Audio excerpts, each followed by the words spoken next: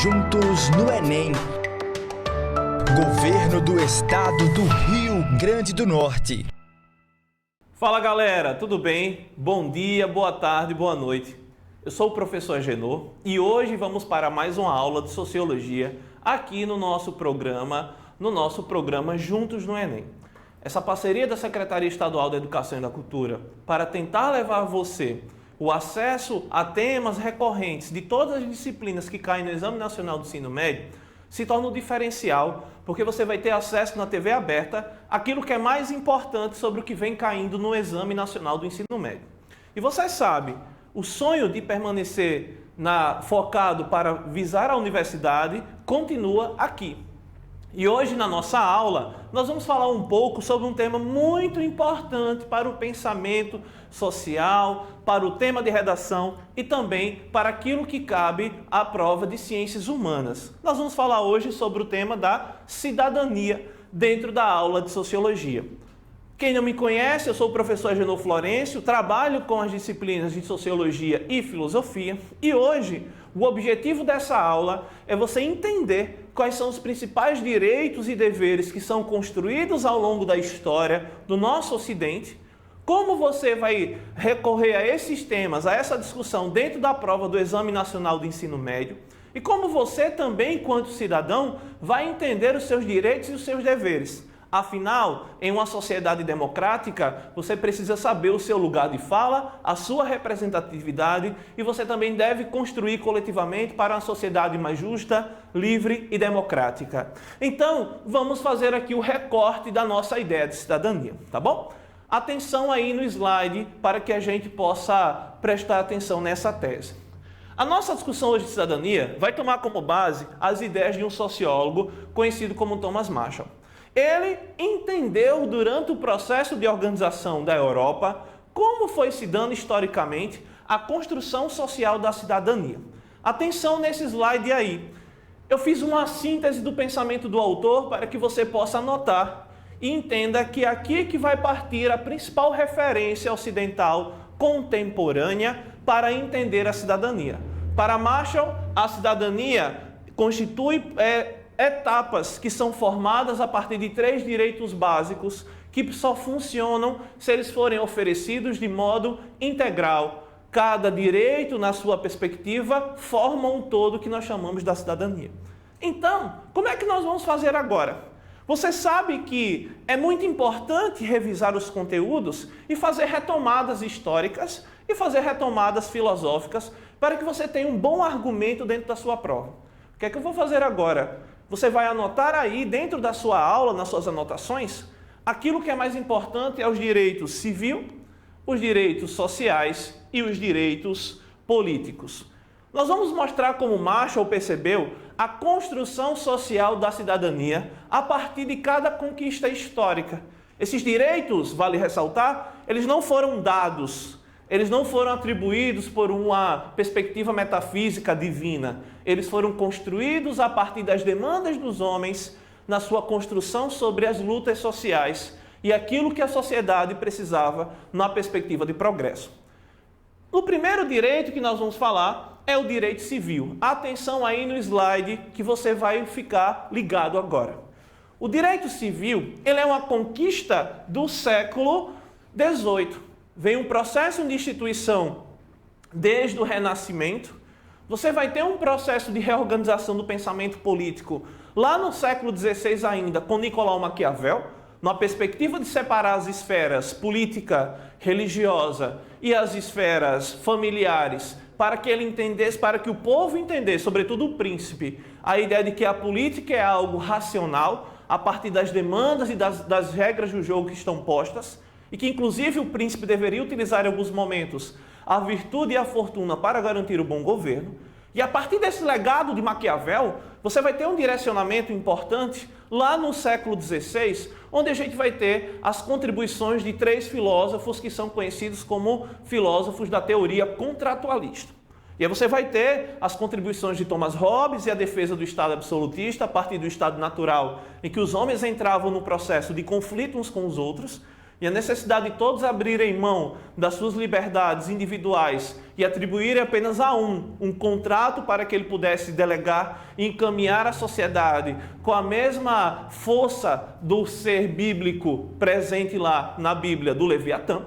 E aí você vai ter esse direcionamento. Depois você vai ter essa contribuição com outro filósofo que ele era contratualista, empirista e também se encaixava nos iluministas, que é um cara conhecido como John Locke, que ele vai defender a ideia das liberdades individuais. O Estado, ele deve apenas pôr limites à liberdade entre os homens e entender que a construção das leis parte das necessidades dos indivíduos na busca pela sua liberdade enquanto um projeto universal e inquestionável.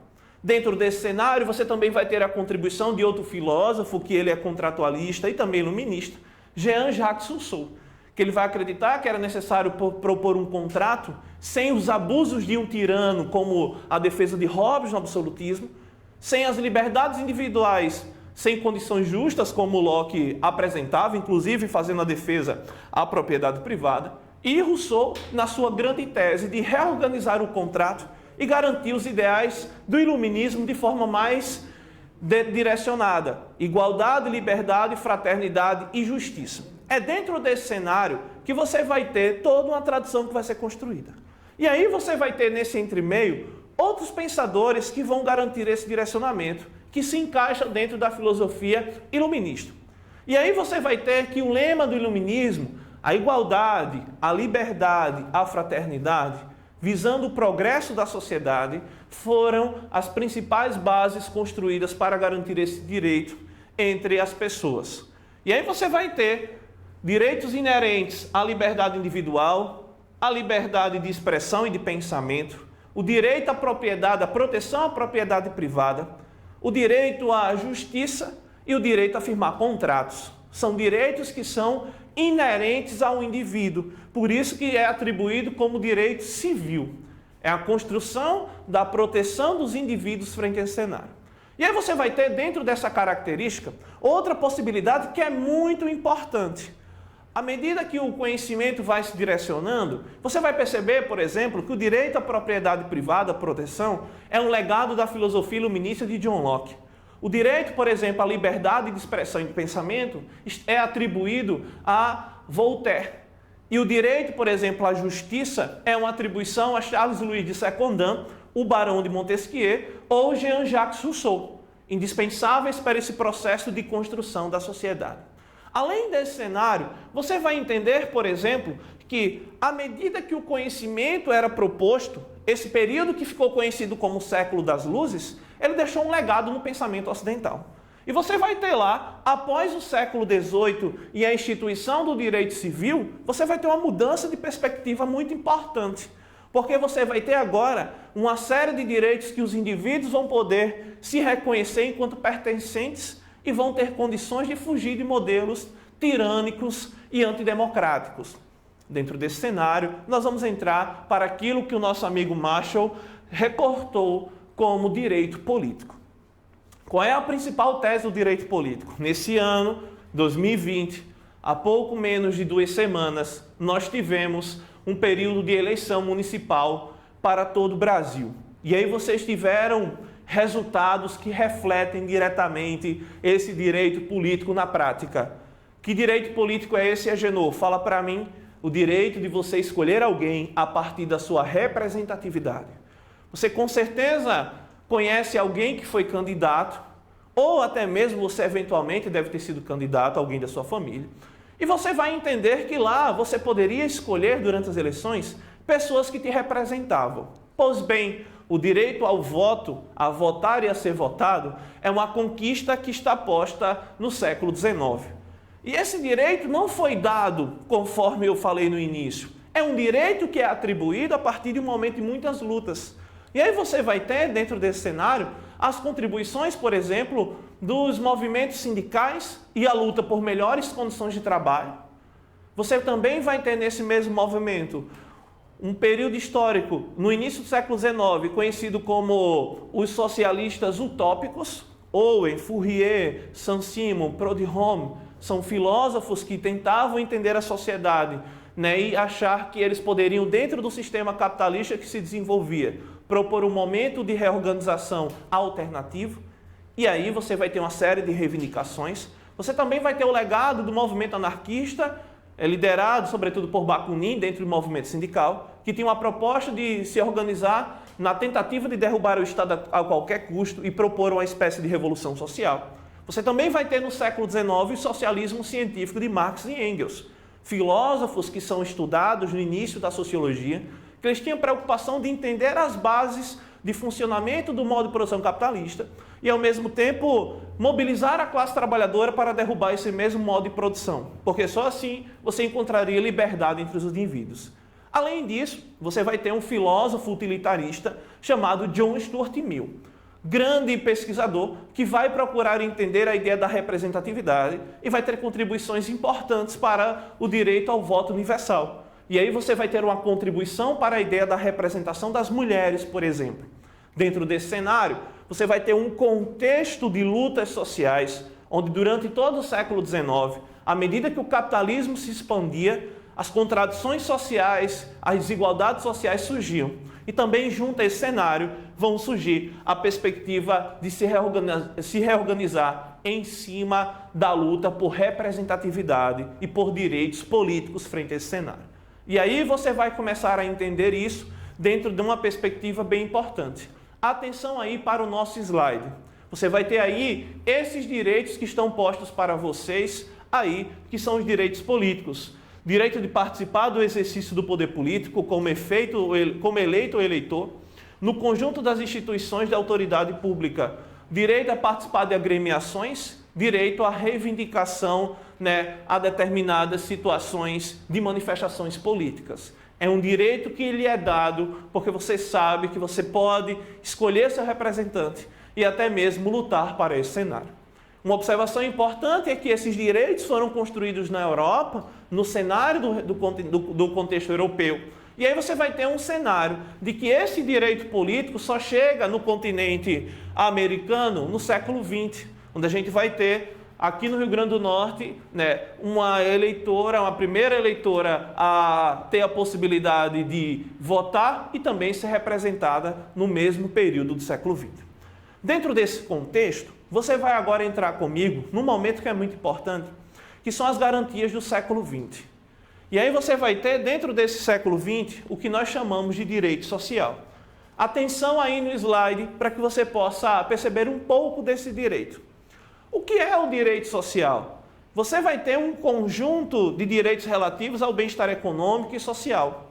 E esse conjunto de bem-estar econômico e social vai passar pela segurança, pela saúde, pela educação, pelo direito ao lazer, pela seguridade social, pelo direito à moradia, porque você vai entender que é um conjunto de direitos que nós chamamos, que o Marshall chamava de herança social. E o que é uma herança social? O indivíduo já nasce naquela sociedade com esse direito garantido. O Estado já dá para ele como uma possibilidade.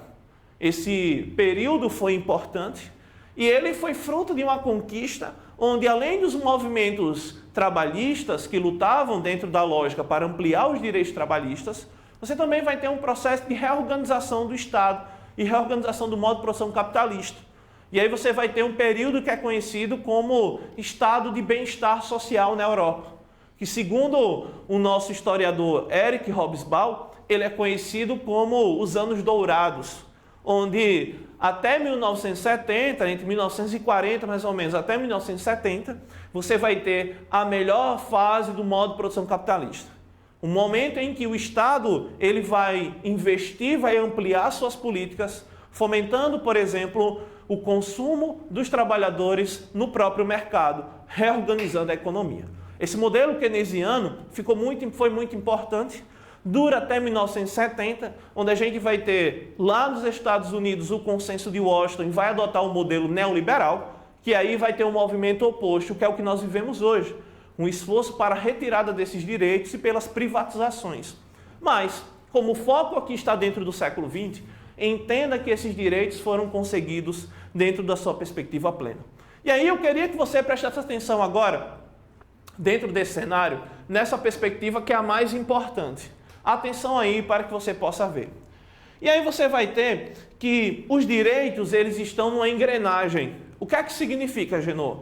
Significa que o direito civil, o direito político e o direito social, eles só garantem a prática da cidadania se eles forem exercidos da maneira plena, se eles estiverem como uma engrenagem funcionando em plena harmonia, em plena estruturação. E aí você vai começar a entender que esses direitos, eles compõem o todo da cidadania.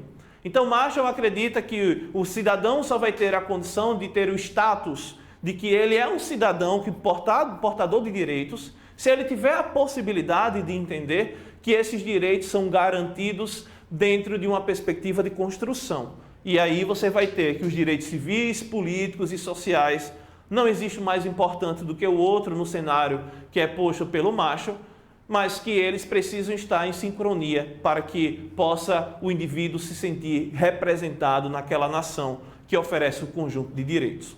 Não se esqueça, para que a gente possa ir para nossas questões, que nós vivemos a nossa Constituição Federal, que tem 32 anos, ela é conhecida como a Constituição Cidadã, porque dentro da própria Constituição procura garantir direitos civis, direitos sociais e direitos políticos. Então, uma boa dica para você é quando cair um tema de redação, você perguntar sempre assim: qual é o direito que me falta nesse tema? Ano passado, qual foi o tema de redação? A democratização do acesso ao cinema no Brasil.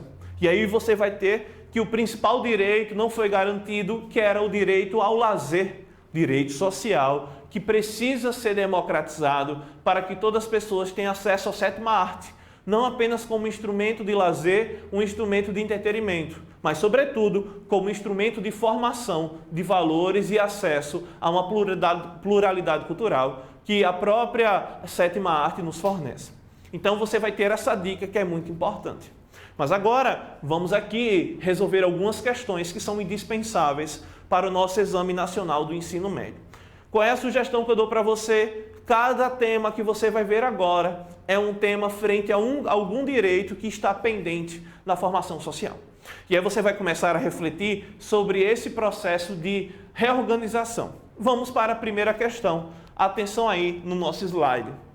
Questão 1, que eu retirei do Enem 2017. E aí já estou tirando um artigo da nossa Carta Magna para que a gente entenda como era cobrado no Exame Nacional do Ensino Médio. Você não vai ter perguntas sendo direcionadas sobre qual direito vai ser oferecido, que direito é esse. Você vai ter situações, problemas, onde você vai poder entender como esses direitos são cobrados, tá bom? E aí vamos lá dentro da nossa leitura. Atenção no slide agora. Artigo 231. São reconhecidos aos índios sua organização social, costumes, línguas, crenças e tradições e os direitos originários sobre as terras que tradicionalmente ocupam, competindo à União demarcá-las, proteger e fazer respeitar todos os seus bens. A persistência das reivindicações relativas à aplicação desse preceito normativo tem em vista a articulação histórica fundamental entre o quê? A. Etnia e miscigenação racial. B. Sociedade e igualdade jurídica. C. Espaço e sobrevivência cultural. D. Progresso e educação ambiental. E. Bem-estar e modernização econômica. Prestem atenção aqui. O texto fala sobre um artigo que defende a demarcação de terras para os índios. E aí você vai ter uma tese que é importante. Quando você garante esse direito à demarcação de terras, automaticamente você está garantindo um recorte espacial. E se você garante esse recorte espacial para um povo que historicamente se organiza de uma perspectiva cultural que majoritariamente é diferente da nossa, você também vai ajudar ele a preservar a sua identidade. Então, a alternativa que vai dar conta dentro desse cenário é a alternativa C, o espaço e a sobrevivência cultural. Não pode ser a alternativa A, que vai falar sobre etnia e miscigenação racial, porque o texto não fala nada sobre a importância da demarcação para garantir a miscigenação. Pode até ser garantir valores étnicos da população, das populações indígenas, mas não fala sobre miscigenação. B. Sociedade e igualdade jurídica. Beleza, faz parte desse processo, mas entendam, isso só vai acontecer de ter a ideia de que todos são iguais perante uma lei que protegem eles, se primeiro eles tiverem o que está posto na alternativa correta. O espaço e a sobrevivência cultural vai garantir depois a tentativa de inclusão na sociedade e a igualdade jurídica. E a alternativa que está errada na E vai versar diretamente sobre a ideia de bem-estar e modernização econômica. E o texto não fala diretamente a nada referente a um bem-estar de forma detalhada, apenas a questão do direito à demarcação de terras, e não tem nenhuma vinculação econômica nesse cenário. Então, essa questão já vai falar com você sobre a importância de um grupo minoritário, que são as populações indígenas ou as populações nativas do nosso país. Tudo bem? E aí você vai comigo agora para a próxima questão. Próxima questão, nós vamos falar agora de uma definição conceitual. Eu quero saber, eu preciso entender se você prestou atenção nas explicações do conceito de cidadania para o Marshall. Então vamos a ele, vamos à nossa questão. Questão do Enem, Enem 2017, questão número 2. Vou projetar para vocês o slide agora, tá bom? Vamos lá. Fala-se muito nos dias de hoje em direitos do homem. Pois bem, foi no século XVIII, em 1789 precisamente, que uma Assembleia Constituinte produziu e proclamou em Paris a Declaração dos Direitos do Homem e do Cidadão. Essa declaração se impôs como necessária para um grupo de revolucionários, por ter sido preparada por uma mudança no plano das ideias e das mentalidades, o Iluminismo. Correlacionando temporalidades históricas, o texto apresenta uma concepção de pensamento que tem como uma de suas bases o quê? A modernização da educação escolar. B, a atualização da disciplina moral cristã. C, a divulgação de costumes aristocráticos.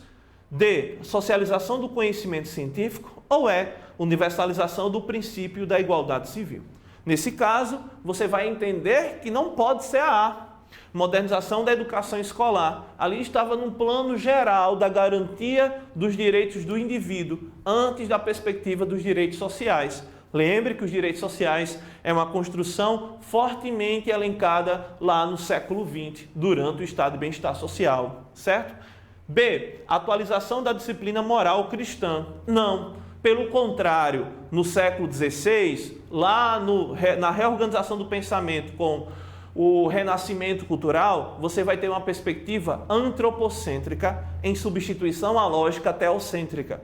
Não significa que a religião vai ser excluída do processo, mas vai ter esferas que vai ser preciso ter um pensamento racional para que possa dar sentido às ações entre os homens. Então, essa lógica da atualização da disciplina moral cristã pode ser atribuída, se você quiser fazer uma revisão, ao movimento da escolástica no século XIII. Então, está muito antes do que foi posto agora, durante a nossa aula. Alternativa C, divulgação de costumes aristocráticos. Não. E a alternativa D, socialização do conhecimento científico. Essa tentativa de socialização do conhecimento científico vai ser uma atribuição ao positivismo no século XIX, mas não vai ter nenhuma atribuição específica frente a isso. A alternativa correta é a alternativa E, a universalização do princípio da igualdade civil. Qual é o princípio? O artigo 5º da Constituição brasileira te ajuda a refletir esse preceito tão importante lá na Revolução Francesa. A ideia de que todos são iguais perante a lei, que todo indivíduo ele deve ser julgado a partir de uma mesma Constituição, é um preceito que garante a universalização do princípio da igualdade civil. E aí vamos para a nossa próxima questão. A nossa questão agora vai falar sobre uma das coisas mais importantes que o Brasil já teve e que foi bem lembrado no ano de 2020, que estamos vivendo, um ano de pandemia, que foi a importância do Sistema Único de Saúde para que a gente entenda como um direito inalienável e universal dentro da nossa sociedade. Referência mundial que se tornou aquilo que protegeu milhões de pessoas frente ao Covid-19. E aí vamos agora para a nossa questão retirada do Enem do ano passado. Atenção para a questão 3, foco no slide. A criação do Sistema Único de Saúde, como uma política para todos, constitui-se uma das mais importantes conquistas da sociedade brasileira no século XX. O SUS deve ser valorizado e defendido como um marco para a cidadania e o avanço civilizatório. A democracia envolve um modelo de Estado no qual políticas protegem os cidadãos e reduzem desigualdades. O SUS é uma diretriz que fortalece a cidadania e contribui para assegurar o exercício de direitos, o pluralismo político e o bem-estar como valores de uma sociedade fraterna, pluralista e sem preconceitos, conforme prevê a Constituição Federal de 88. Segundo o texto, duas características da concepção da política pública analisada são o quê? E aí vejam, o texto nos dá uma síntese do que é o Sistema Único de Saúde e a importância de se defender um direito social como esse, para que se garanta valores de uma sociedade democrática, identifica que isso é uma conquista do século XX e que deve estar linkada à Constituição de 88. E aí você vai ter a pergunta que é bem simples. Quais são as características que nós podemos encontrar no SUS? O SUS, ele tem uma relação paternalista e filantrópica, ele tem uma relação direta com o liberalismo e a meritocracia, o universalismo e o igualitarismo, com o nacionalismo e individualismo, com o revolucionarismo e a coparticipação. Você vai entender que não pode ser A, porque vai falar sobre paternalismo e filantropia. E você sabe que um direito que é dado, ele não é visto como uma caridade. Não é uma questão de caridade o SUS, é uma questão de serviço social, é uma questão que nós chamamos de justiça social. É justo que todas as pessoas tenham uma perspectiva de atendimento à saúde para que ela possa garantir o direito à vida. Não pode ser o liberalismo a meritocracia, porque o liberalismo parte de uma premissa das liberdades individuais, então é mais linkado ao direito civil. Você vai ter o liberalismo político de John Locke garantindo o direito à vida e à propriedade privada, por exemplo. E aí você não vai ter isso dentro do SUS, já que é o Estado que oferece para todos os indivíduos. E ainda você não vai ter essa possibilidade. E também não é uma lógica de meritocracia. Você não é atendido pelo SUS se você merece ou não. Se você, por exemplo, vê uma pessoa que está sendo atendida pela SAMU numa rodovia, ela foi atendida independente da sua classe social, do seu poder aquisitivo, porque o SUS é uma prática que é garantida de forma universal. Então não tem essa ideia de merecimento. E aí você vai ter a alternativa correta, universalismo e igualitarismo. É um serviço universal que pode ser atendido, que é ofertado de forma igual para todas as pessoas que fazem parte do país. E aí você vai ter essa premissa. Diferente, por exemplo, dos Estados Unidos, onde você precisa pagar por atendimentos e se você não paga, você simplesmente fica sem ou hipoteca seus bens, aqui no Brasil você vai ter uma garantia plena do processo. Para que a gente possa avançar, a alternativa D, nacionalismo e individualismo, não estão linkadas diretamente à nossa alternativa correta, à nossa proposta do SUS. E a alternativa E, revolucionarismo e coparticipação, não é o que está posto frente a esse cenário. Não se esqueçam que a cidadania não é um direito revolucionário linkado ao comunismo ou a outro regime, a outra doutrina ideológica.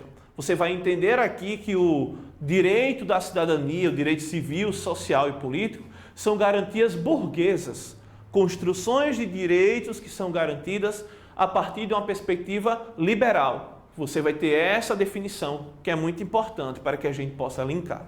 Então, vamos avançar agora para que a gente possa ir para a nossa próxima questão. Na questão 4, preste atenção aí, questão do Enem PPL do ano passado. Você vai ter um banco de questão muito importante aqui dentro dessa discussão. Hoje eu vou trazer agora para vocês a atenção que é um possível tema de redação, inclusive. E aí nós vamos falar um pouco sobre esse cenário, porque pode ser que seja cobrado hoje na prova de redação do Enem desse ano alguma coisa referente ao tema que nós vamos trabalhar agora. Atenção e foco no slide. Estima-se que no Brasil mais de 20% da população tem algum tipo de dificuldade de locomoção, seja por deficiência física, motora, sensorial ou mesmo por uma condição específica transitória.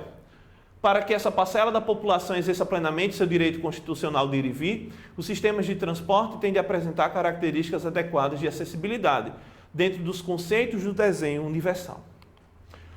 No meio urbano, o atendimento da proposta de inclusão social apresentada no texto demanda um conjunto de intervenções técnicas que promovem o quê? A. Ocupação de áreas periféricas. B. Democratização do espaço público. C. Alargamento da malha de rodovias. D. Monitoramento de fluxos populacionais. Ou E. Expansão de sistemas de comunicação. Entendam uma coisa, aqui está falando sobre pessoas que têm dificuldades de locomoção. E aí são múltiplas dificuldades de locomoção. Sociologicamente, Agenor, como é que nós chamamos esse tipo de problema, que as pessoas enfrentam dificuldades e muitas vezes sofrem preconceito por isso? Você também vai ter o conceito de capacitismo, porque acreditam que essas pessoas não têm capacidade para desempenhar outras funções, devido a dificuldades que ela tem de locomoção, por exemplo. E é um tema legal porque vai versar sobre a possibilidade de tema de redação. As pessoas que têm dificuldade de locomoção, seja por determinados fatores que foram apresentados, elas têm uma relação que depende de uma intervenção pública. Essa intervenção, ela vai garantir o quê? A ocupação de áreas periféricas? Não. Isso não está em jogo aqui para essa questão. Democratização do espaço público? Sim, é a alternativa correta. Você primeiro tem que garantir o espaço numa perspectiva democrática. Lembrem que durante a construção dos estádios, as cidades na Copa do Mundo receberam verbas do PAC, Programa de Aceleração do Crescimento, que tinham como principal objetivo garantir acessibilidade para todos. Algumas cidades conseguiram, outras não. Por isso que ainda existe o desafio da inclusão das pessoas com múltiplas dificuldades de locomoção no espaço público brasileiro, tá bom? Então a alternativa correta é a alternativa B. Qual é o erro da alternativa C? Alargamento da malha de rodovias. Se você aumentar o fluxo viário, você não vai garantir a acessibilidade das pessoas com dificuldade de locomoção. E aí você vai ter a alternativa D, monitoramento de fluxos populacionais. Não é a questão censitária. E aí você vai ter uma perspectiva que é dentro de outra esfera. E não é a E, expansão dos sistemas de comunicação. A alternativa que vai dar conta é a alternativa B, a democratização do espaço público. E aí, vamos agora para uma questão que eu acho muito importante, para que você fique ligado dentro desse cenário. Atenção no slide, para que nós possamos fazer a leitura dessa questão do Enem PPL 2018. No país que viveu com o trabalho escravo durante 4 séculos, o trabalho doméstico é ainda considerado um subemprego. E os indivíduos que atuam nessa área são, muitas vezes, vistos pelos patrões como mal necessário. É preciso ter em casa alguém que limpe o banheiro, lave a roupa, tira o pó e arruma a gaveta. Existe uma inegável desvalorização das atividades domésticas em relação a outros tipos de trabalho. Objeto de legislação recente, o enfrentamento do problema mencionado resultou em quê? A. Na criação de novos ofícios. B. Na ampliação dos direitos sociais. C. Na redução da desigualdade de gênero. D. Na fragilização da representação sindical. Ou E. Na erradicação da atividade informal. Queridos, entendam uma coisa. Estamos falando aqui do trabalho das domésticas, das pessoas que trabalham na casa de outras pessoas, prestando um serviço de limpeza, organização do lar e até mesmo a dinâmica da alimentação. E aí eu quero que você entenda uma coisa. Isso é fruto de uma sociedade que começa, como Gilberto Freire fala lá em Casagrande Senzala, começa na família tradicional brasileira. Aonde? Na Casa Grande, na Senzala. Você pegava uma pessoa que estava na situação de pessoa escravizada e levava ela para trabalhar dentro do seu lar, dentro de uma situação de extremo desconforto. E aí você vai ter um legado desse cenário, desse triste problema, que hoje ele tenta ser reparado com a perspectiva de garantir direitos. Se uma pessoa que é doméstica está lá prestando seu serviço, ela está vendendo a sua força de trabalho. Qual é o tipo de direito que nós devemos garantir para essa pessoa? O direito trabalhista. Se nós estamos dentro dos direitos trabalhistas, quais são os direitos que se encaixam? Criação de novos ofícios? O que está em jogo é só criar um novo cargo para ela? Ela vai ascender para deixar de ser doméstica, por exemplo, e vai trabalhar como governanta? É isso que está em jogo? Não. Se ela não tiver direitos, pouco importa a nomenclatura que ela recebe para aquela atribuição. C. Redução das desigualdades de gênero é um caminho, mas não é o fim dessa proposta. D. Fragilização da representação sindical? Não tem em jogo isso porque elas não tinham nenhum tipo de direcionamento, de postura ou de cobertura das suas garantias. E erradicação da atividade informal. Poderia até ser um dos caminhos, mas o que está em jogo aqui é a ideia da ampliação dos direitos sociais. Quais são os direitos sociais que entram dentro dessa lógica? Atenção aqui no slide. Foi criado, dentro desse cenário, a PEC, que é conhecida como Emenda Constitucional, ficou conhecida como PEC das Domésticas, que é de 2012, a PEC 66. E qual era o grande objetivo dessa PEC? Garantir direitos sociais básicos. Quais são os direitos sociais?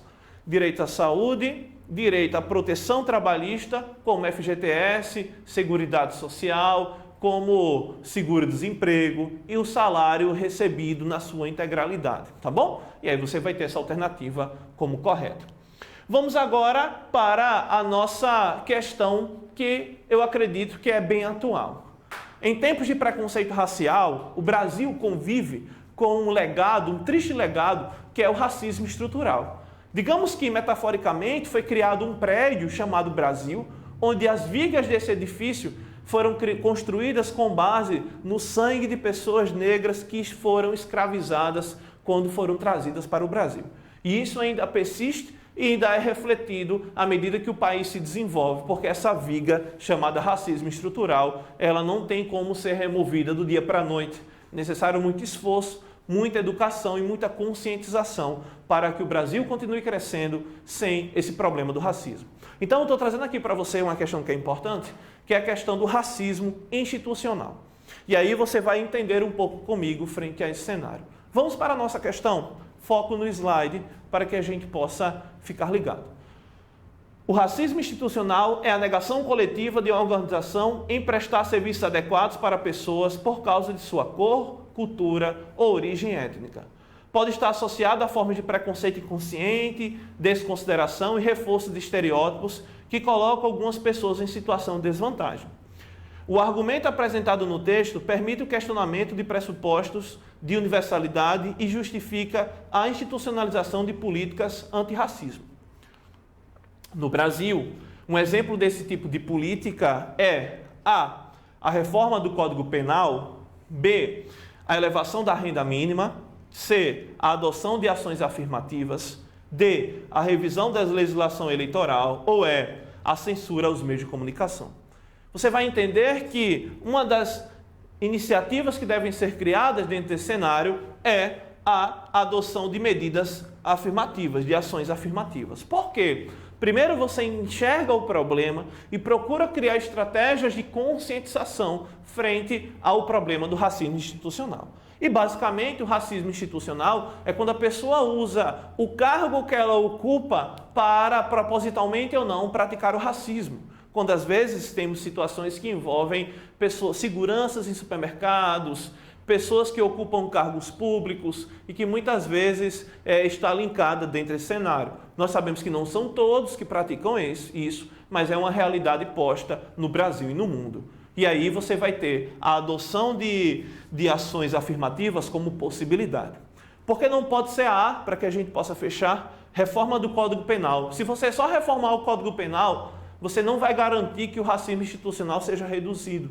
É preciso um conjunto mais amplo de intervenções. Elevação da renda mínima. O que está em jogo não é a condição financeira nesse primeiro momento, mas sim uma conscientização cultural. Revisão da legislação eleitoral. Não tem algo vinculado diretamente à questão eleitoral. Não é a perspectiva de escolha de representação, mas de conscientização para respeito à pluralidade das representações. É um caminho inverso. Censura aos meios de comunicação. Não, pelo contrário. Dentro das ações afirmativas, nós devemos usar os meios de comunicação como um importante instrumento de reorganização. Então, a alternativa correta é a alternativa C. E aí eu espero que você tenha gostado da nossa aula, que você tenha entendido. Me sigam nas redes sociais, conversem comigo, estaremos aqui para tirar todas as suas dúvidas. Eu e toda a equipe do Juntos no Enem temos orgulho de você, que apesar do ano de pandemia está tentando garantir a realização do seu sonho no Enem, e aí você vai ter uma possibilidade de juntar forças comigo, com os outros professores e com toda a equipe da Secretaria Estadual de Educação e Cultura, que está dedicando o máximo para que garanta a realização de uma boa prova e você consiga entrar na universidade. Afinal, a universidade ela foi feita para os alunos da escola pública e são eles que são os nossos maiores incentivos, a nossa maior força. Para que a gente possa fechar, eu agradeço muito você ter assistido até o final e eu sempre trago essa frase do Sérgio Vaz porque é muito significativa. Sonhador é aquele que vira nuvem enquanto a chuva não vem. E vamos sonhar juntos. Juntos aonde? No Enem. Espero que você se cuide, resolvam as questões, estude e fica ligado que na próxima estaremos juntos. Até mais. Tchau. Valeu. Juntos no Enem. Governo do Estado do Rio Grande do Norte. Olá, estamos aqui iniciando a nossa quarta aula e hoje a gente vai falar um pouquinho para vocês sobre o eletromagnetismo e a geração de energia elétrica. Vamos relembrar um pouquinho o que nós vimos na aula anterior. Na aula anterior, a gente viu que a energia ela não pode ser criada nem destruída, apenas transformada. Então, o que eu tenho na natureza são processos de transformação de um tipo de energia em outro. Vimos também que em processos envolvendo transformações de energia, sempre haverá uma parcela que vai ser degradada, que vai ser perdida na forma de calor. E vimos também que existem formas de quantificar, de medir a quantidade de calor envolvida em fenômenos naturais. Tá? Na aula de hoje, qual é o nosso objetivo? Nós temos como objetivo, acompanhe aqui comigo no slide, utilizar as leis da física para interpretar processos naturais ou tecnológicos inseridos no contexto do eletromagnetismo. Então, eu até coloquei aqui uma figura de uma hidroelétrica para que a gente contextualize bem do que a gente vai tratar hoje. Mas, antes da gente começar qualquer discussão, é fundamental que a gente faça algumas considerações iniciais. A primeira delas, acompanhe aqui no slide comigo. O que é campo? Quando a gente fala de campo, a gente está falando do ponto de vista na física de uma região de influência de algo. Nesse caso, nós temos três tipos de campo. O primeiro deles é o campo gravitacional, que é uma região de influência de uma massa. Temos também um campo elétrico, que é a região de influência de uma carga elétrica. E por último, nós temos um campo magnético, que é a região de influência de um ímã, seja ele um ímã permanente ou um ímã temporário. É fundamental a gente lembrar também que no caso do eletromagnetismo, a gente está falando aqui de campo eletromagnético, é fundamental a gente saber que ele surge a partir da interação entre campos elétricos e campos magnéticos. É óbvio que nós vamos, no decorrer da nossa discussão, no decorrer da nossa aula de hoje, compreender essa ideia dessa interação entre eletricidade e magnetismo. Eletromagnetismo é o ramo da física que estuda unificadamente os fenômenos da eletricidade e do magnetismo. Essa teoria ela baseia-se no conceito de campo eletromagnético. Como nós dissemos, a interação entre campos elétricos e campos magnéticos. A variação do fluxo magnético resulta em um campo elétrico, fenômeno conhecido por indução eletromagnética. Esse mecanismo é utilizado em geradores elétricos, motores, transformadores de tensão. De maneira semelhante, a variação de um campo elétrico gera um campo magnético. Tal interpretação é regida pelas 4 equações de Maxwell. Então, galerinha, é fundamental a gente entender essa relação entre a eletricidade e magnetismo. Até o momento de surgir essa unificação, nós vamos ver no próximo slide, daqui a pouquinho, os fenômenos elétricos e os fenômenos magnéticos, eles eram tratados de maneira distinta. E a partir do experimento de Ørsted, é que eu tenho evidências dessa unificação. Eu tenho evidências da unificação entre os fenômenos elétricos e magnéticos. Acompanhe aqui comigo de novo no slide. Por volta de 1820, o estudioso Ørsted produziu um experimento que relacionava fenômenos elétricos e magnéticos. O experimento ele consistiu na aproximação de uma agulha de uma bússola magnética, de um condutor de eletricidade, que era um fio de platina em um circuito. E quando a bússola ficava perto do fio, a agulha magnética sofria um desvio de sua posição original. Então, o experimento de Oersted nada mais é do que eu tinha um circuito com um fio, tá? E eu aproximava uma bússola. No momento em que eu permitia a corrente elétrica passar pelo fio, a bússola sofria uma influência do campo magnético gerado por esse fio. Então foi a partir desse experimento que se mostrou evidências que havia uma relação entre os fenômenos elétricos e os fenômenos magnéticos. Partindo especificamente para a indução eletromagnética, no slide eu destaquei para vocês, tá, uma lei que vai ser fundamental para que a gente compreenda esse processo de geração de energia elétrica, que é a lei de Faraday. Então, acompanhe aqui comigo no slide.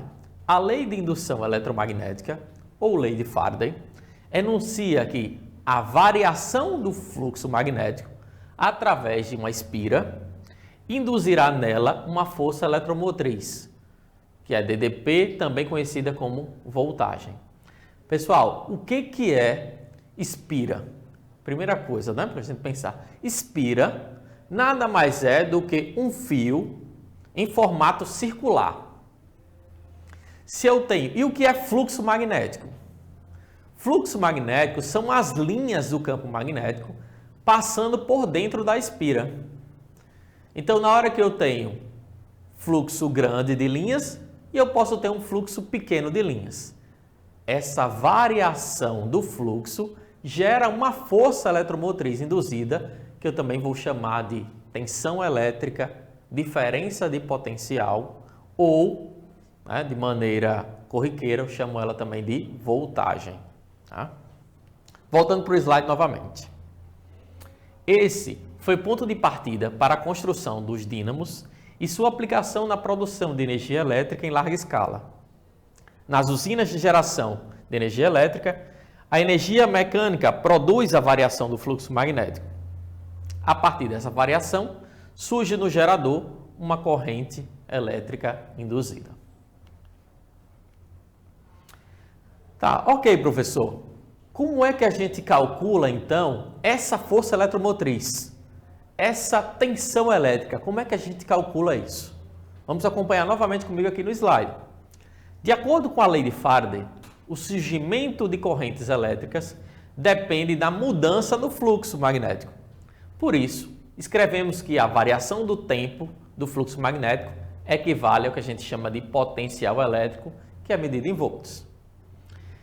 E aí a gente chega na nossa primeira equação, tá? Quando a gente está falando aqui especificamente do fluxo magnético, da geração de energia elétrica. Que tem aqui, ó, força eletromotriz induzida é igual a menos a variação do fluxo dividido pela variação do tempo. Lembrando que a força eletromotriz é medida em volts.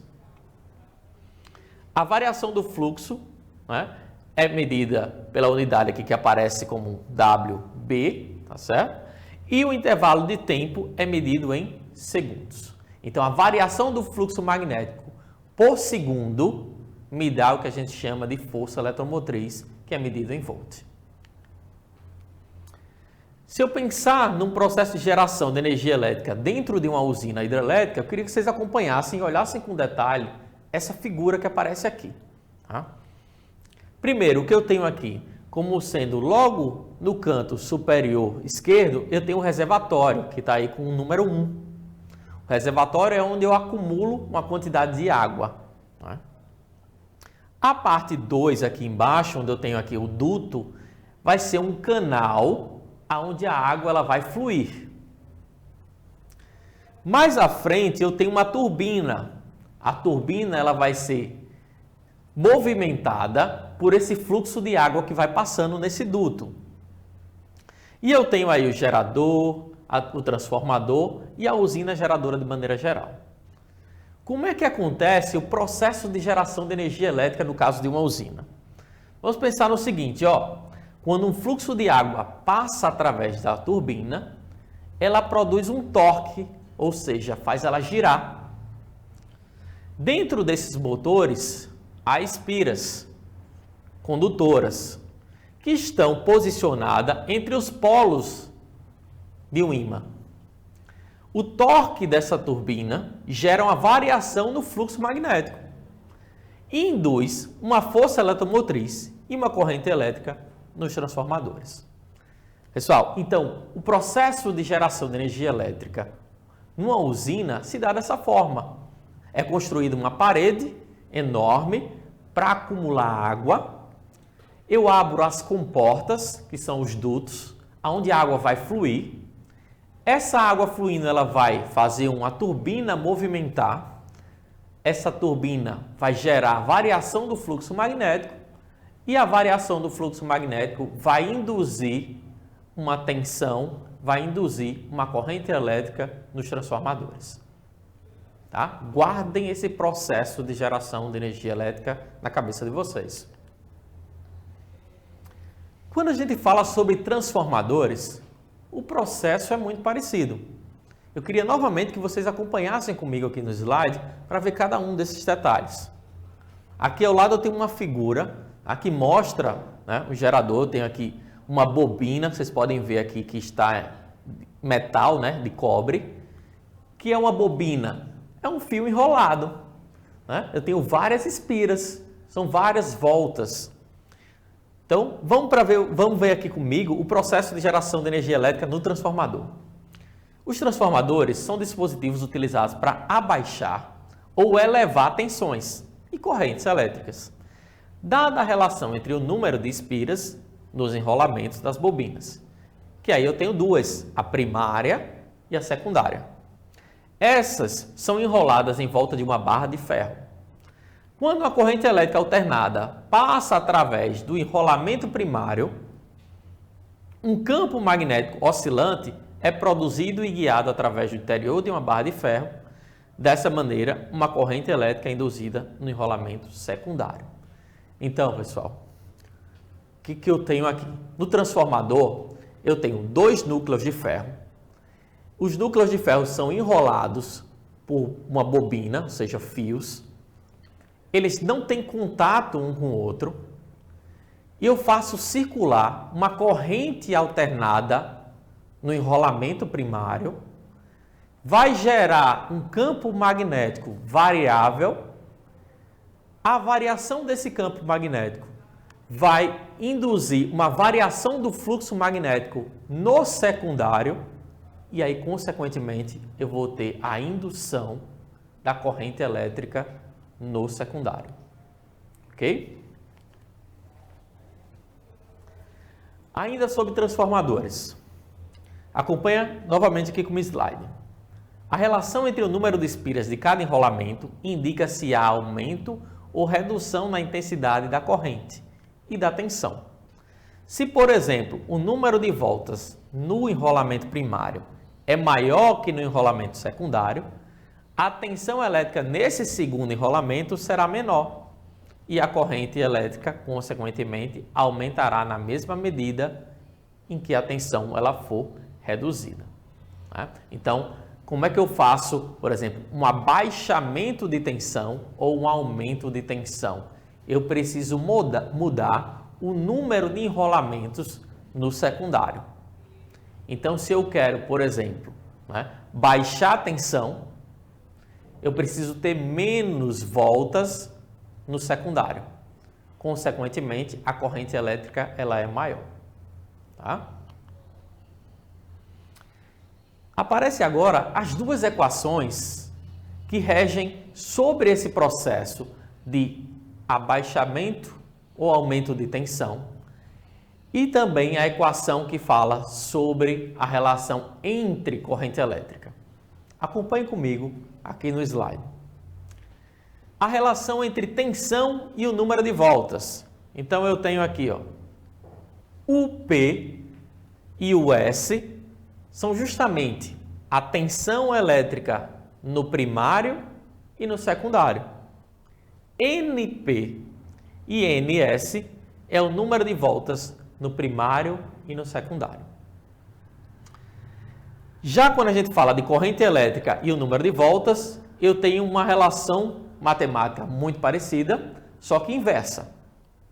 Eu tenho aqui, ó, que novamente NS e NP é o número de voltas no primário e no secundário, mas aparece para mim o IP e o IS, que são as correntes elétricas nos enrolamentos primário e secundário, tá? Guardem essas equações, porque elas são fundamentais para que você consiga ganhar tempo na resolução das questões. Falamos um pouquinho sobre a lei de Faraday, mas existe uma lei complementar, que é a chamada lei de Lenz. Do que trata essa lei? Acompanha novamente comigo aqui no slide. Ainda sobre a equação da lei de Faraday, é necessário um sinal negativo devido ao princípio da conservação de energia, que tanta gente falou aqui. Esse sinal ele foi introduzido pela lei de Lenz, que nos permite conhecer qual é o sentido da corrente elétrica induzida. Pessoal, antes da gente ir para aquele trechinho final que formaliza a lei de Lenz, eu queria chamar a atenção para vocês para essa lei, tá? No contexto do eletromagnetismo. Repare que ela está dizendo o seguinte para você, que a corrente elétrica induzida, ela tem um sentido em que se opõe àquilo que lhe deu origem. Tá? Resumidamente, é isso que ela está dizendo. Por isso, esse sinal negativo que aparece na lei de Faraday. Vamos para a formalização agora?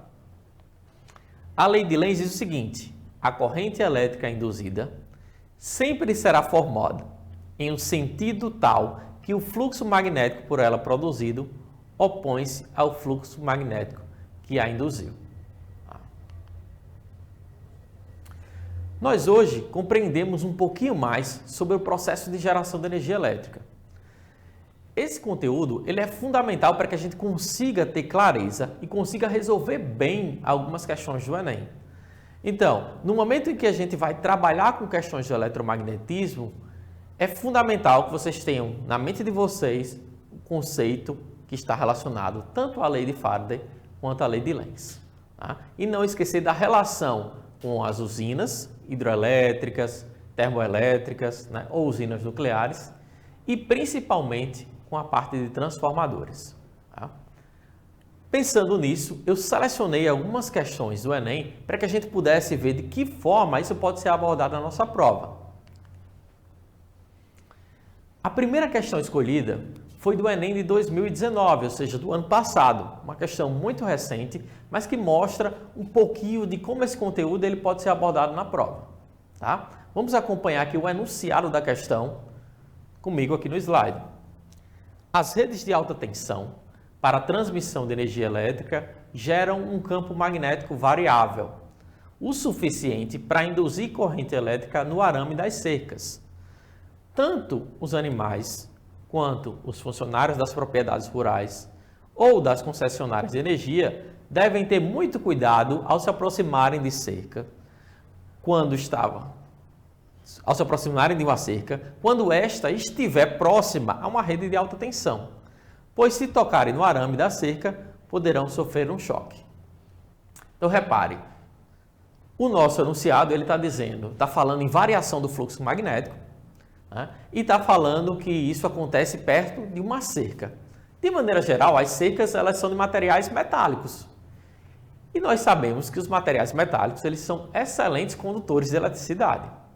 Então, repare, eu tenho uma relação aí de variação do fluxo magnético e eu tenho a cerca que funciona como um condutor, um possível condutor de eletricidade. Vamos adiante. Dentre as alternativas, a gente tem o seguinte: para minimizar este tipo de problema, deve-se. Então, eu preciso analisar cada uma das alternativas de maneira que eu responda a essa questão. De que forma eu posso diminuir a probabilidade de alguém tomar um choque quando tocar na cerca? Vamos analisar cada uma das alternativas. Letra A. Fazer o aterramento dos arames da cerca. Vou fazer um parênteses aqui para essa letra A. O que é aterramento, pessoal? Todos vocês já devem ter visto alguns equipamentos em casa que tem um fiozinho verde às vezes, né?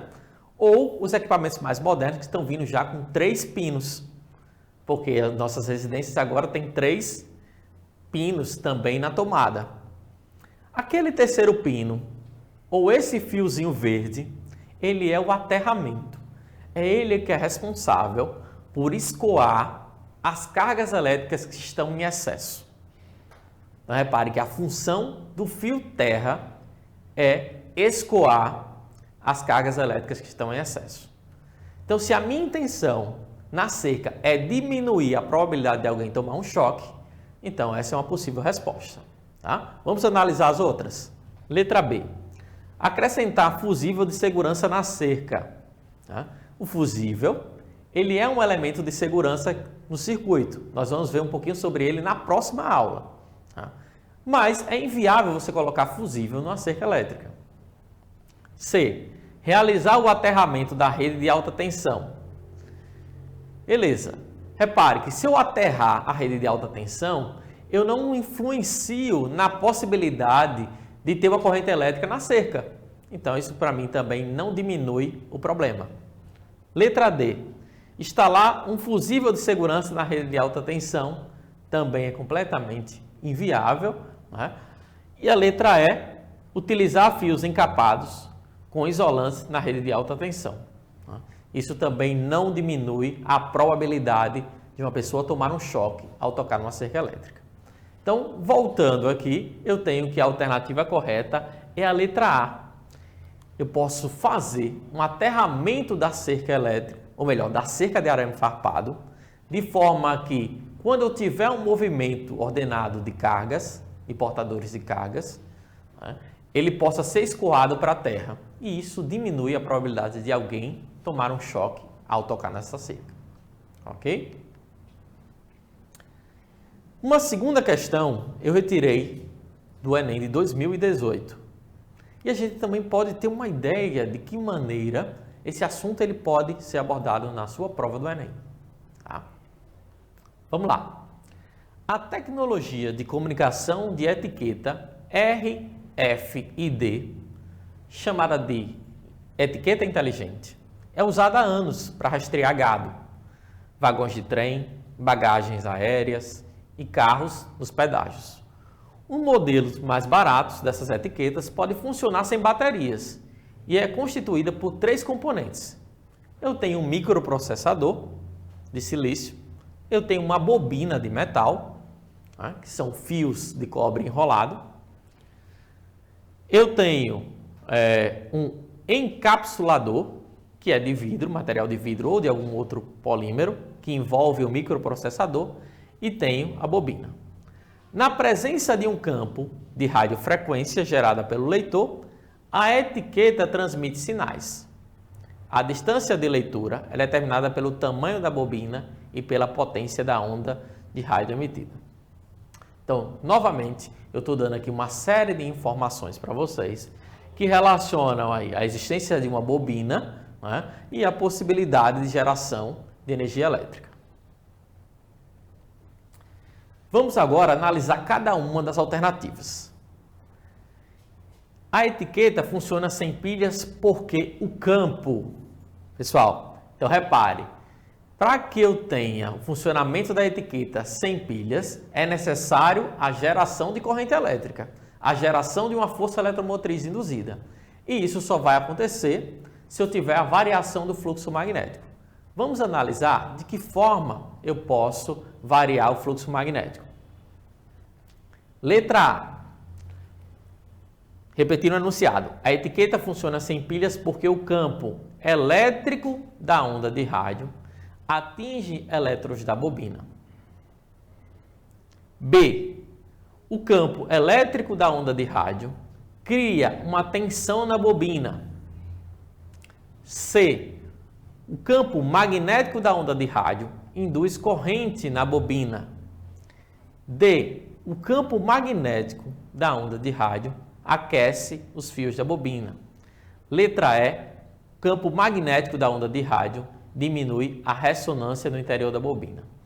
Eu fiz questão de ler os 5 enunciados para que você consiga de cara eliminar algumas alternativas. O que é que gera uma força eletromotriz induzida? O que gera a corrente elétrica? É variação do fluxo magnético. Se eu tenho a variação do fluxo magnético, então eu posso eliminar de cara a letra A e a letra B. E aí eu tenho 3 alternativas agora para que eu consiga analisar melhor. Todas elas falam sobre campo magnético. Analisando a letra C, a letra D e a letra E, qual delas eu tenho variação do campo magnético, induzindo uma corrente? Eu tenho na letra C. Então, a letra C, né, é que me responde por que é que a etiqueta ela funciona sem pilhas. É porque o campo magnético da onda de rádio induz uma corrente na bobina. Tá? Terceira questão, ela foi retirada do Enem de 2017 e também mostra uma outra forma de abordar esse conteúdo. Vamos ler comigo o enunciado da questão? Para demonstrar o processo de transformação de energia mecânica em elétrica, um estudante constrói um pequeno gerador, utilizando um fio de cobre de diâmetro D, enrolado em N espiras circulares de área A, 2 ímãs que criam no espaço entre eles um campo magnético uniforme de intensidade B. Eu tenho também um sistema de engrenagens que permite girar as espiras em torno de um eixo, uma frequência F. E aí, ao fazer o gerador funcionar, o estudante obteve uma tensão máxima V em uma corrente de curto-circuito I. Então, repare, o estudante ele cria um gerador, né, de forma simples, né, utilizando esses componentes. E aí eu preciso analisar cada uma das alternativas agora em função desse enunciado. O estudante ele quer dobrar o valor da tensão. Eu quero, para dobrar o valor da tensão máxima V do gerador, e eu quero manter constante o valor da corrente I. Então, repare que eu tenho 2 condições. Eu quero dobrar o valor da tensão e manter a mesma corrente. E para isso eu preciso, obviamente, analisar cada uma das alternativas. Como é que eu posso dobrar o valor da corrente? Ou melhor, dobrar o valor da tensão, mantendo constante o valor da corrente? Será que é, letra A, dobrando o número de espiras? Será que seria dobrando a frequência do giro da espira? Letra C, seria dobrando a intensidade do campo magnético? Letra D, seria dobrando a área das espiras? Ou letra E, dobrando o diâmetro do fio? Pessoal, para dobrar a tensão sem alterar a corrente, eu vou utilizar a lei de Ohm. Tenho certeza que vocês já ouviram um pouquinho sobre essa lei. Para quem quer saber mais detalhes, acompanhe a nossa próxima aula que a gente vai detalhar um pouquinho mais. Mas só para contextualizar vocês, a lei de Ohm relaciona tensão, resistência e corrente elétrica. Então, para um fio de cobre, essa resistência ela pode ser determinada também através de uma outra relação, que relaciona a resistência, o tipo de material, o comprimento e o diâmetro do fio. Se eu quero dobrar o valor de R, o valor da resistência, por exemplo, o comprimento do fio será dobrado. Ao dobrar o comprimento do fio, dobramos o número de espiras. Então, o que eu estou querendo dizer aqui, pessoal? Se eu quero dobrar a tensão mantendo constante a corrente, eu preciso dobrar o valor da resistência.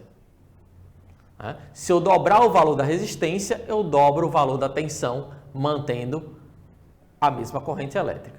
E o que significa dobrar o valor da resistência? Eu preciso dobrar o comprimento desse fio. Então, eu tenho como alternativa correta a letra A. É dobrando o número de espiras que eu consigo dobrar a tensão e manter a mesma corrente elétrica. Temos agora uma quarta questão que foi retirada do Enem de 2016 e que trata desse assunto numa perspectiva diferente das demais. Vamos acompanhar o enunciado comigo. A magnetohipertermia, ou seja, aumento da temperatura em função de ondas, né, de campo magnético, é um procedimento terapêutico que se baseia na elevação de temperatura das células de uma região específica do corpo que estejam afetadas por um tumor. Nesse tipo de tratamento, nanopartículas magnéticas são engolidas pelas células tumorais. E um campo magnético alternado externo é utilizado para promover a agitação das nanopartículas e, consequentemente, aquecimento da célula. Então, repare, contextualizando aqui para vocês. Esse enunciado está dizendo que existe um procedimento para aumentar a temperatura das células utilizando o campo magnético. Para isso, eu vou introduzir nanopartículas, fazer com que o campo magnético interaja com essas nanopartículas. E a gente sabe que o aumento da agitação, nós vimos nas nossas aulas anteriores, que é o conceito de temperatura. Então, dessa forma, a interação entre campo magnético e as nanopartículas, eu consigo aumentar a temperatura dessas células. Tá? Então, vamos lá. A elevação da temperatura descrita ocorre por quê? Vamos analisar cada uma dessas alternativas. Né? Todas elas estão falando sobre campo magnético. Na letra A diz o seguinte: o campo magnético gerado pela oscilação das nanopartículas é absorvido pelo tumor. Será que seria essa a relação do aumento da temperatura? Vamos analisar as demais. Letra B. O campo magnético alternado faz as nanopartículas girarem, transferindo calor por atrito. É uma possibilidade? Sim. Na hora que eu tenho interação entre o campo magnético e as partículas, eu posso gerar um torque e fazê-las girarem. E a gente sabe que esse movimento gera atrito. Guardem essa informação aí para vocês. C. As nanopartículas interagem magneticamente com as células do corpo, transferindo calor? Não, isso não acontece. D. O campo magnético alternado fornece calor para as nanopartículas? Também não. Letra E. As nanopartículas são aceleradas em um único sentido em razão da interação com o campo, fazendo colidir com as células e transferirem calor? Também não. Então, eu tenho como alternativa correta a letra B. O campo magnético alternado faz essas nanopartículas girarem, transferindo calor por atrito. Esse é o princípio de funcionamento dos motores elétricos. É isso mesmo, ventilador que você tem na sua casa, uma batedeira, um liquidificador, todos eles funcionam com esse princípio. Eu tenho um campo magnético que vai gerar um torque, que vai fazer algo do aparelho girar. Para finalizar, na nossa aula de hoje, eu trouxe uma questão de 2010. Uma questão bem clássica que trabalha com um dínamo. O que é um dínamo? Vamos acompanhar no enunciado. Os dínamos são geradores de energia elétrica, utilizados, por exemplo, em bicicletas, para acender uma pequena lâmpada. Para isso, é necessário que a parte móvel esteja em contato com o pneu da bicicleta e, quando ela entra em movimento, é gerada energia elétrica para acender a lâmpada. Dentro desse gerador, encontra-se um ímã e uma bobina. Pessoal, novamente aqui a gente tem um conjunto formado por uma bobina, ou por espiras. Tá? Eu tenho um ímã, tenho um núcleo de ferro e preciso ter um movimento relativo entre a bobina e o ímã, fazendo com que haja variação do fluxo magnético. Tá? Repare que todas essas questões eu estou respondendo com esse mesmo princípio. Vamos analisar agora as alternativas. O princípio de funcionamento desse equipamento é explicado pelo fato de que a corrente elétrica no circuito fechado gera um campo magnético nessa região. Será? Vamos para a letra B. A bobina imersa no campo magnético em um circuito fechado gera uma corrente elétrica. Letra C. A bobina em atrito com o campo magnético no circuito fechado gera uma corrente elétrica. D. A corrente elétrica é gerada em um circuito fechado por causa da presença do campo magnético. E letra E. A corrente é gerada em um circuito fechado quando há variação do campo magnético. Então, mais uma vez, eu tenho como alternativa correta a relação entre a geração de energia elétrica, de corrente elétrica, com a variação do fluxo magnético. Nesse caso aqui, eu tenho a variação do fluxo pelo fato do pneu da bicicleta estar girando e movimentando, né, parte do dínamo. Na nossa aula de hoje, fazendo as nossas considerações finais, a gente tem aqui que o campo é uma região de influência do espaço, que pode ser de uma massa, pode ser uma região de influência de uma carga e pode ser uma região de influência de um ímã. Hoje nós estudamos especificamente uma região de influência de um ímã. Estávamos falando de campo magnético. O segundo tópico que nós detalhamos aqui foi que no caso de campo eletromagnético, ele surge a partir da interação entre campos elétricos e campos magnéticos, né? E aí vimos um terceiro aspecto que no experimento de Oster foi que obtivemos indícios da relação entre fenômenos elétricos e fenômenos magnéticos, que até o momento anterior a esse experimento eram tratados como coisas distintas, como fenômenos completamente distintos. E por último, nós vimos que a variação do fluxo magnético ela gera uma força eletromotriz e corrente elétrica induzidas, sendo estas formadas em um sentido tal que o fluxo magnético por elas produzido opõe-se ao fluxo magnético que as induziram. Isso significa, né, que nós estamos tratando aqui da lei de Faraday e da lei de Lenz. Novamente, a lei de Faraday fala sobre a variação do fluxo gerando uma corrente elétrica induzida e a lei de Lenz diz que essa corrente induzida ela se opõe à causa que lhe deu origem. Tá?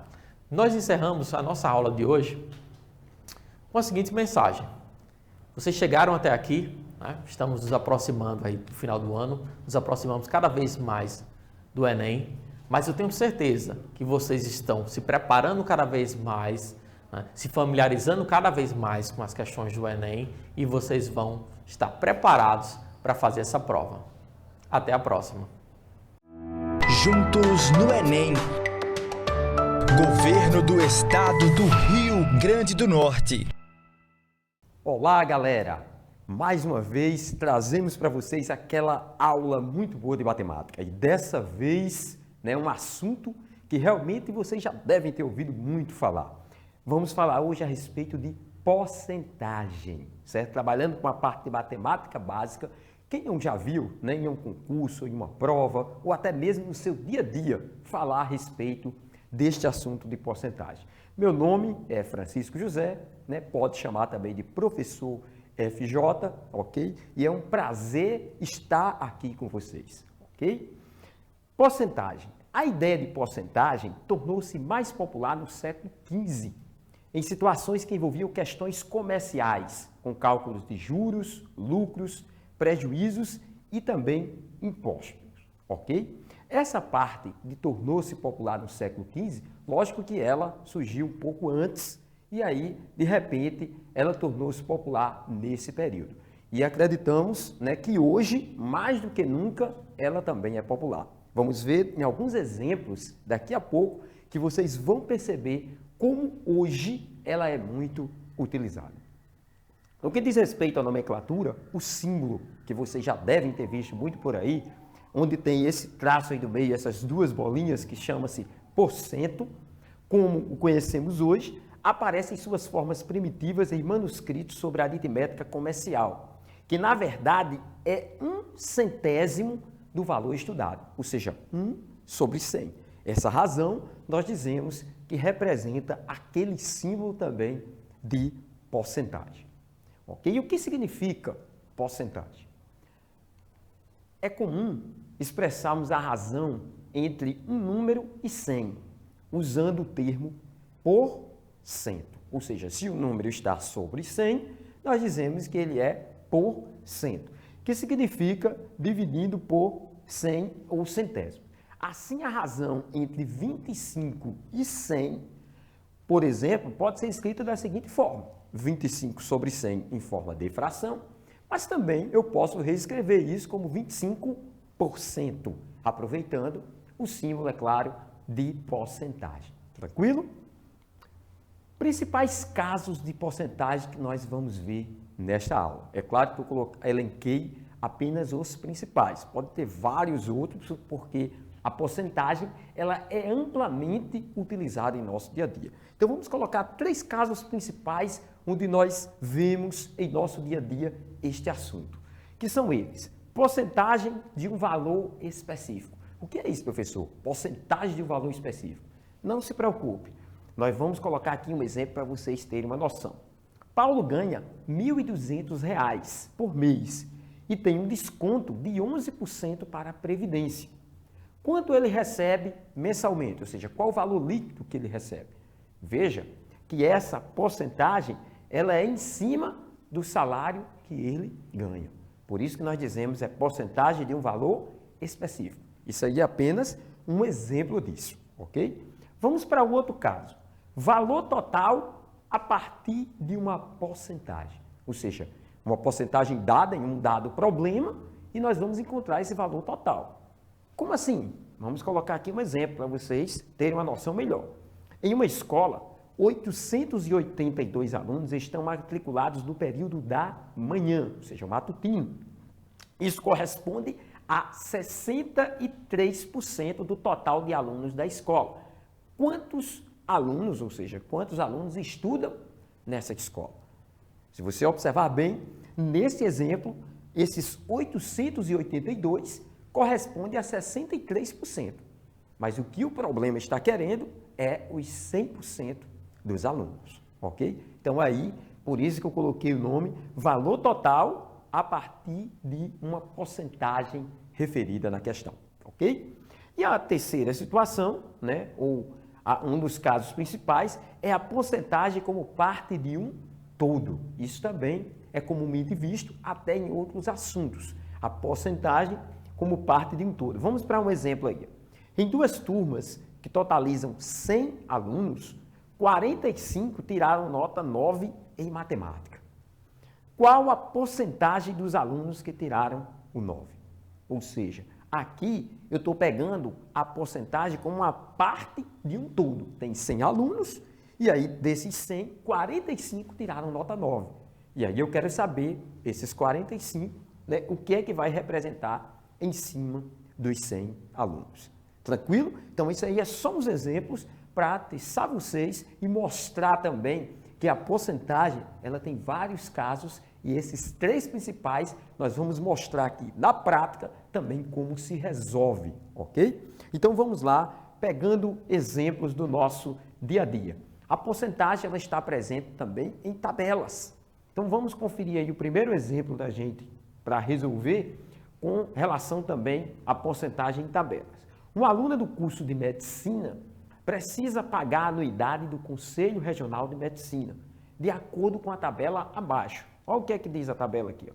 O Conselho Regional de Medicina tem essa primeira parte, aí temos a anuidade, né, que é o valor de R$ 2.800. Temos também que até o dia 20 de 2 de 2021, ou seja, até o dia 20 de fevereiro do próximo ano, tem um desconto de quanto? De 25% nessa anuidade. Mas se ela pagar até 20 do 3, ou seja, posterior à data do 22, até chegar ao dia 20 do 3, ela tem um desconto de 15%. Observe que nessa tabela aparece o valor total aí da anuidade e aparece os descontos em percentual. Como está em porcentagem, nós também podemos dar um nome de valores em percentual. Então vamos ver o que é que a questão quer. Quanto custará a anuidade se a aluna pagar em 12 de março de 2021? Ou seja, quanto é que vai custar essa anuidade? Observe a data que ela vai pagar. Observe aí, ó, 12 de março de 2021. Se nós observarmos bem pela tabela, até o dia 20 de fevereiro, né, ela teria um desconto de 25%. Mas aquela data ali, 12 de março, ela não passa de 20 de fevereiro? Veja que é uma data posterior. Então, nós vamos para outra parte aqui da tabela, que é essa aqui de baixo, ó, até 20 de 3 de 2021. Então, se ela vai pagar até 20 de 3 de 2021, ela vai ter um desconto de quanto? De 15%. E a partir desse conhecimento, ou seja, se a anuidade é de 2.800 e ela vai ter um desconto de 15%, vamos descobrir quanto, né, esse valor corresponde, ou seja, do total. Ou seja, aí nós temos uma porcentagem de um valor específico dado, ok? Então, nesse caso aqui, vamos estabelecer, eu acredito que se você chamar aí seu pai ou sua mãe para assistir com você essa aula, eles vão lembrar, porque nós vamos trabalhar aqui com regra de 3. Regra de 3 simples. E é bom porque quando se trata de porcentagem, nós trabalhamos com essa regra de 3 simples de forma sempre direta. Então vamos estabelecer aqui os valores. Primeiro, eu coloquei de um lado a porcentagem, no outro, valor absoluto. Eu digo que seus pais podem estar sabendo porque regra de 3 ela é comumente utilizada no nosso dia a dia e possivelmente se eles estudaram, eles viram também este assunto. Então, vamos começar aí colocando 100%. Quem é que representa esses 100%? É o valor total da anuidade. Quem é o valor total da anuidade? É R$ 2.800, ok? Já estabelecemos isso aí, ó. Os 100%, ou seja, um valor total é 2.800. Mas nós queremos saber o valor total? Não, o valor total já está na questão, professor. Então, o que é que nós queremos saber? Nós queremos saber quanto é 15% desse valor. Então, que valor vai ser esse? Que nós damos o nome aí de valor absoluto. Eu vou chamar de X. Por isso que nós chamamos regra de 3, onde nós conhecemos 3 valores e vamos passar a conhecer o quarto.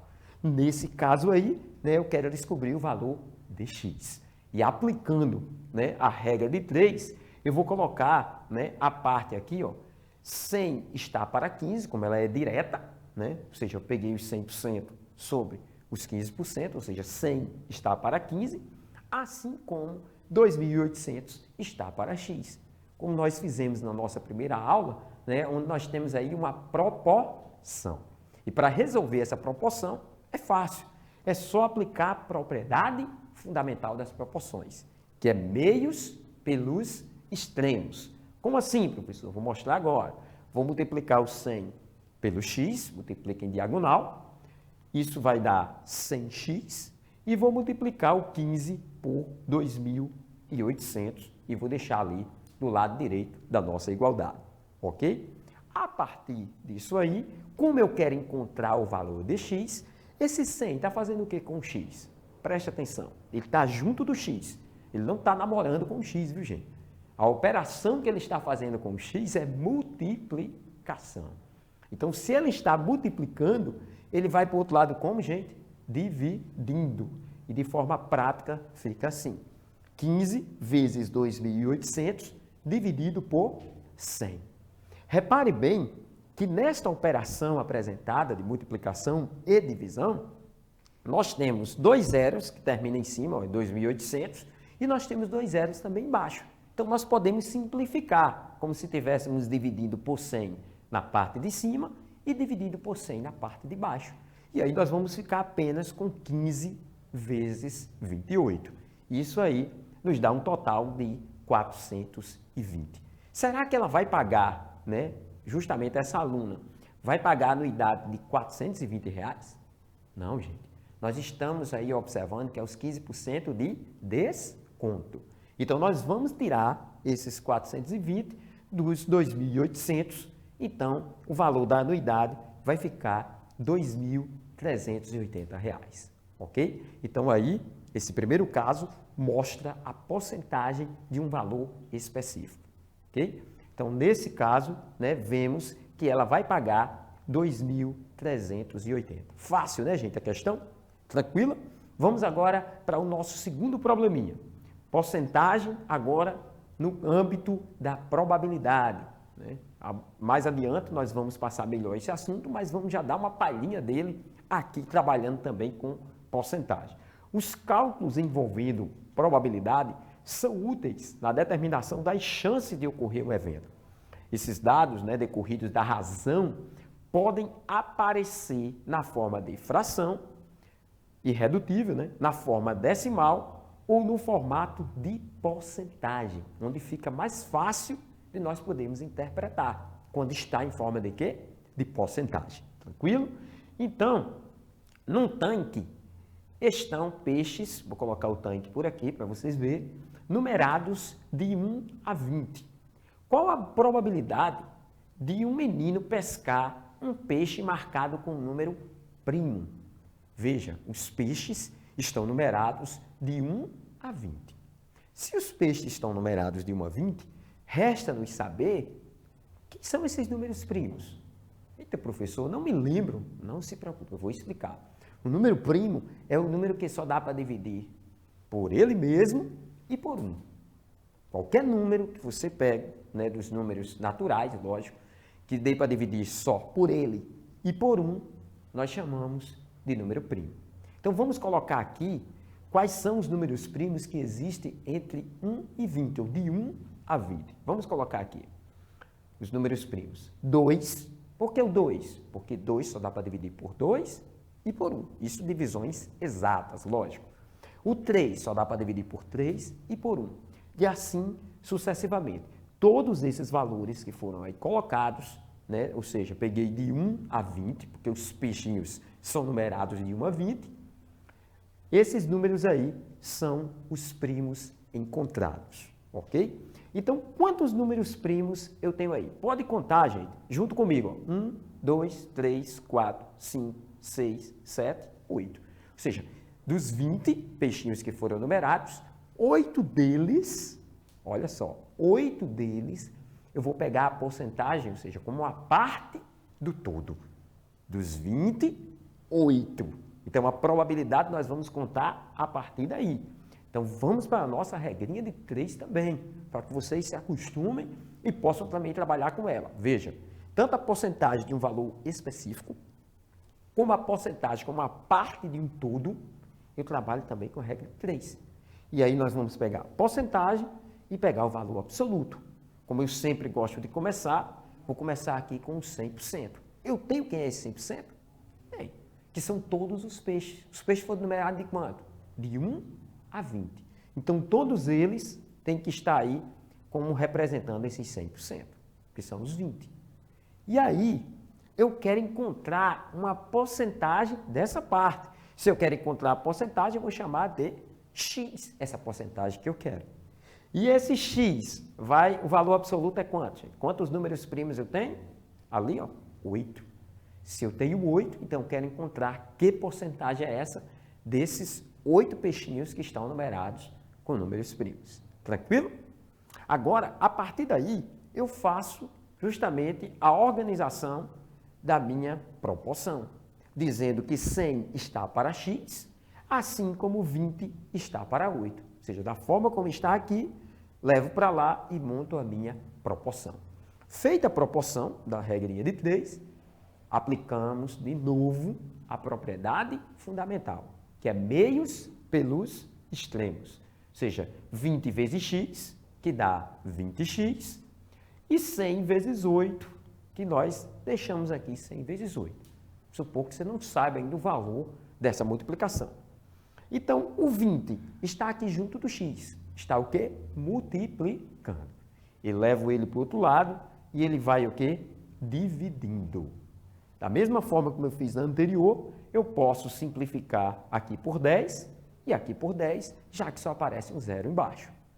E aí, multiplicando 10 vezes 8 dá 80, a continha vai ficar bem mais fácil, e dividido por 2 dá 40. Isso significa, né, para nós podermos estabelecer essa probabilidade de o menino pescar um peixe com número primo, é de 40%.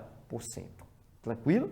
Então, veja, e aí a porcentagem foi uma parte do todo, onde nós podemos estabelecer que, para se pescar o número primo, é representado aí como 40% desse total. Tranquilo? Vamos aí para a nossa próxima questãozinha. A nossa próxima questão tem que ver com gráfico de setores. Agora eu vou um pouco da seara de estatística, né, onde nós, também estatística, trabalhamos muito com a parte de porcentagem. A administração da cantina de uma escola realizou uma pesquisa com os alunos do ensino médio que estudam em horário integral sobre a preferência, né, das refeições oferecidas e construiu um gráfico de setores. Veja aí na tela, né, o gráfico ao lado, que é bem interessante, que ficou distribuído como na imagem que está ao lado. Sabendo que 72 alunos gostam de sopas, qual o número de alunos participantes da pesquisa? Veja, está dizendo aí que esses 72 gostam de sopas. Lá no gráfico, ao lado, vocês podem observar, tem as referências ou percentual de cada tipo de lanche ou de comida que eles preferem, da cantina. Então, se observarmos bem, sopas lá, né, tá grafado ali, tipo um laranjinho amarelinho, certo? E aí, nós vamos ver que também podemos aplicar a regra de 3 aqui. Por quê? Porque eu tenho uma parte, ou seja, quantidade de alunos, e o percentual, ou seja, é como se eu tivesse a porcentagem a partir de um valor que temos ali e eu quero encontrar o todo, certo? Eu quero encontrar o todo. Eu tenho uma porcentagem pequena representando o valor e vamos ver que porcentagem é essa. Primeiro, os 100% eu tenho? Não, né, gente? Eu não tenho o total, é o que eu estou querendo na questão. Então, aqui é aquele segundo caso que eu mostrei para vocês. Eu quero calcular o total a partir de uma porcentagem. Esses 100%, como eu não tenho, eu vou chamar de x, certo? E aí, o que é que eu tenho? Eu tenho aqueles 18% que aparecem ali no gráfico. E esses 18% são representados pelos 72 alunos que gostam de sopa. Tranquilo, gente?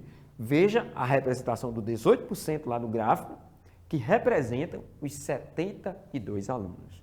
E nesse caso, nós vamos fazer aqui, ó, colocar porcentagem embaixo de porcentagem, ou seja, os 18% abaixo do 100 também, né? Eu esqueci de dizer esse detalhe, mas toda vida que você for organizar, lembre, porcentagem abaixo de porcentagem e valor absoluto abaixo de valor absoluto.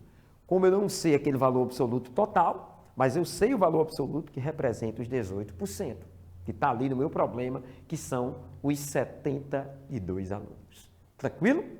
Feito isso aí, ó, gente, eu já posso montar a minha proporção dessa regra de 3. Vamos fazer isso? 100 está para 18, assim como x está para 72. Veja que na mesma disposição que aparece na nossa regrinha de 3, ele aparece também na proporção.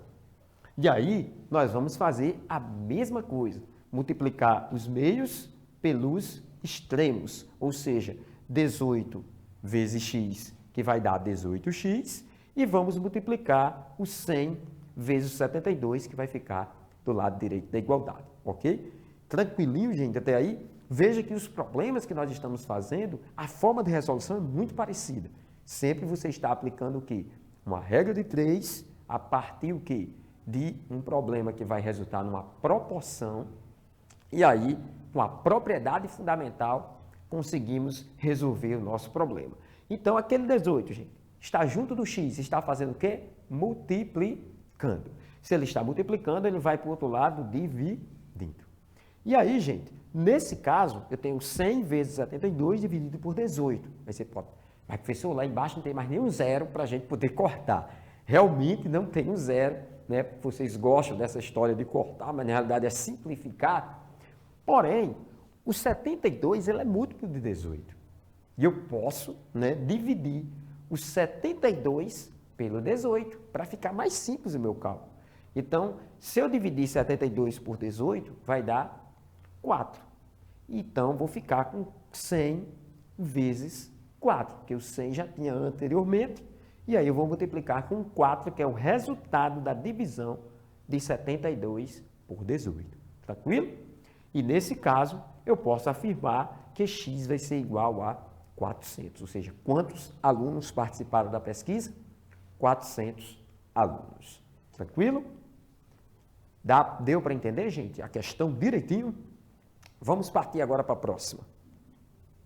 A próxima questão é a porcentagem importante também na área da medicina. Ou seja, em alguns casos, né, vem esse percentual. Né? Tomara que você nunca escute a notícia, olha, você tem 10% de chance de sobrevivência. Ou você tem 2% de chance de sobreviver. Pelo amor de Deus, porque aí você vai ter 98% de chance de morrer. Isso é muito complicado. Mas vamos ver aqui o nosso problema em questão. Estudos realizados indicaram que 20% da população adulta de determinada cidade estão propensos a infartar pela manhã. Isto porque, antes de acordar, nosso organismo envia cortisol e adrenalina para circular pelo corpo. Esses hormônios, responsáveis por nos deixar mais dispostos, aumentam a pressão arterial e aceleram a frequência cardíaca. No entanto, o cortisol e a adrenalina favorecem a formação de placas de gordura nas artérias e isso favorece infartos que ocorrem pela manhã. Precisa de você ser médico para responder essa questão não, viu gente? Vamos só ver os detalhes dela e ver como é que nós podemos fazer a resposta dela. Olha o que diz aqui. Sabemos que a população adulta desta cidade é de 7 milhões e 800 mil habitantes. Qual o número de pessoas que estão sujeitas a infartar, no caso referindo a esta cidade? Olha para o problema, né? O dado que eu tenho nesse problema está lá em cima. 20% estão propensos a infartar pela manhã. Então, no caso, eu vou calcular uma porcentagem de um valor específico. Que valor específico é esse, gente? Os 7 milhões e 800 mil habitantes. Então, vamos, a partir daí, fazer a nossa famosa regrinha de 3, para podermos encontrar. Professor, tem outra maneira? Tem. Você pode pegar o percentual direto do valor. Você pode até, quem sabe, dividir aqueles 20 por 100, que é 20%, dividir por 100, e multiplicar também pelos 7 milhões e 800 mil. Vai dar no mesmo. Por que eu estou insistindo em querer fazer pela regra de 3? Porque, veja, tanto para o caso da porcentagem de valor específico, o todo conhecendo um percentual, como também uma parte do todo para a gente conhecer também esse percentual, todos eles eu posso fazer pela mesma regrinha. E você já vai se acostumando para você não errar estas questões. Vamos lá? No caso, 100% vai ser os habitantes desta cidade, que é 7 milhões e 800 mil. E a partir disso aí, eu vou calcular quanto? Os 20%, porque eu não sei quantos são, então vou chamar também de X. E a partir disso aí, eu posso também montar a minha proporção, que vai ficar 100 está para 20, assim como 7 milhões e 800 mil está para X. Aí é só aplicar também a regra de 3, não se assuste, porque por ser um número grande, os cálculos vão ser os mesmos que vamos aplicar, só um número um pouquinho maior, não tem problema. Nesse caso aqui, vou multiplicar o 100 pelo x, né, aplicando meios pelos extremos, que dá 100x, e vou multiplicar o 20 por 7 milhões e 800 mil, que não tem pressa de fazer essa multiplicação. Por quê? Aquele 100 que está multiplicando, de forma prática, ele vai para o outro lado o quê? Dividindo. Veja que ali tem muitos zeros em cima e embaixo tem os 2 zeros. Então, posso também simplificar esses valores aqui por 100 e aqui também por 100. Veja que o valor já diminuiu, ok? Então, eu vou ter 20 vezes 78 mil, que aí vai nos dar um total de 1.560.000, que representa justamente a quantidade, né, de habitantes que estão sujeitos a infartar. Não é obrigado, gente, que todas essas pessoas vão morrer de infarto. Isso aí, a questão não está dizendo isso. Eles estão apenas sujeitos a infartar. Mas é claro, melhorou a qualidade de vida, melhorou a sua alimentação, exercícios físicos. Isso, né, pode ser que não ocorra numa quantidade tamanha dessa. Ou seja, diminua muito esse número. Tranquilo? Vamos aí para o nosso próximo exemplo. Porcentagem em dados estatísticos. Lógico, né, que os dados que nós estamos trabalhando também podem partir de uma estatística, mas aqui eu coloquei em específico esse título para vocês terem uma noção melhor. Segundo pesquisadores do Instituto Vox Populi, a escalada sexual na TV influencia as crianças e preocupa os pais. Isso é uma realidade, ok? Agora, Para chegarem a esta conclusão, foram entrevistadas 3.000 pessoas em 214 municípios brasileiros, com a seguinte pergunta: na sua opinião, a televisão brasileira tem mostrado mais cenas de sexo do que deveria? Observe os dados da pesquisa, a imagem ao lado, e responda quantas pessoas acham que a televisão mostra mais cenas de sexo do que deveria. Veja lá a opinião, só que tem a pergunta: há excesso da televisão brasileira com relação a sexo? Aí diz, mostrados cenas de sexo mais do que deveria. Aqueles 63, gente, como tem um símbolo de porcentagem lá em cima, representa 63%. Na medida certa, 19%, pouco, 6%, não tem mostrado, 2%, e não sabe ou não respondeu, 10% dos entrevistados. Nesse caso aí, como está querendo saber as pessoas que disseram que a TV realmente tem mostrado em excesso essas cenas de sexo, então nós vamos pegar uma porcentagem de um valor específico. Que valor específico é esse? Justamente a quantidade de pessoas que foram entrevistadas. Tem como a gente fazer também, professor, por regra de 3? Tem, sem problema. Então nós vamos estabelecer a nossa regrinha, porcentagem e valor absoluto. Sempre começa com quem, gente? Com os 100%. Observe que essas 3.000 pessoas que estão aí grafadas são todas as pessoas que participaram da pesquisa nesses 214 municípios. Então, não vamos pegar os 214. 214 foram os municípios. Estou dizendo isso por quê? Porque, como professor, eu sei que em sala de aula, muitas vezes os alunos querem pegar todos os números. Não, gente, vamos ver os números que nos interessam para a questão. Então, que número nos interessa? Esses 3.000 ou essas 3.000 pessoas, de fato, foram as entrevistadas. Não foram os 214. 214 é o número de municípios nos quais elas residem. Então, no caso, vamos ter que focar nessas 3.000. E essas 3.000 pessoas representam nada mais, nada menos, gente, do que o nosso 100% na questão. Quantidade total de pessoas. E a partir dessa quantidade total, veja que lá na pesquisa, onde diz mostrado cena de sexo mais do que deveria, olha a quantidade lá que tem, gente. 63. Mas são 63 pessoas? Talvez se tivesse essa alternativa, muitos marcariam. Mas não é 63 pessoas. É 63%. E aí nós vamos calcular em cima de quem? Em cima dessas 3.000 pessoas. Então vamos fazer isso. 63% em cima dos 100%. E quanto é? Vamos chamar de x, já que a gente não conhece esse valor. E aí já está estabelecida a nossa regra de 3, organizada. A partir dessa organização, vamos fazer a nossa proporção. 100 está para 63, veja, o percentual fica aqui desse lado, e do outro lado eu estou colocando os valores absolutos. 3.000 sobre x, porque são valores que realmente a gente deve conhecer. Então, nesse caso aí, aplico meios pelos extremos, ou seja, produto dos meios igual produto dos extremos, e vou fazer como? 100 vezes x, que nos dá 100x, e vou fazer 63 vezes 3.000. Pegando esse valor aí, esse 100 não está multiplicando, vai para o outro lado como, gente? Dividindo. E aí eu observo que em cima aparece ali 3 zeros e embaixo aparece 2, ok? Na terminação desses valores.